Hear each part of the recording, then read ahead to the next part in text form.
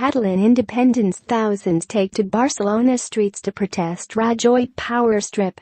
Crowds waving separatist flags demonstrated in the region's capital after a crisis cabinet meeting in which Prime Minister Mariano Rajoy invoked Article 155 of Spain's constitution to restore the rule of law, coexistence, economic recovery and elections in normal circumstances.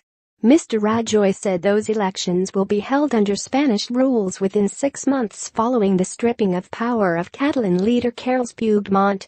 He said, "We are not ending Catalan autonomy, but we are relieving of their duties those who have acted outside the law." However, Josep Luis Claris, of Mr. Puigdemont's Dictat party, said it is a complete suspension of democracy, a coup d'etat against the people of Catalonia.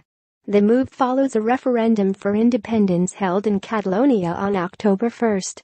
Other changes could see key ministers being relieved of their portfolios, with responsibilities such as control of Catalonia's police carried out by Madrid. Taxation and spending may also come under central control, a significant development for a wealthy region which accounts for almost a fifth of Spain's total GDP. And while Catalan's parliament would not be dissolved immediately, its functions would be limited to avoid measures contrary to the constitution. Mr. Puigdemont last week threatened to unilaterally declare independence if the government invoked Article 155.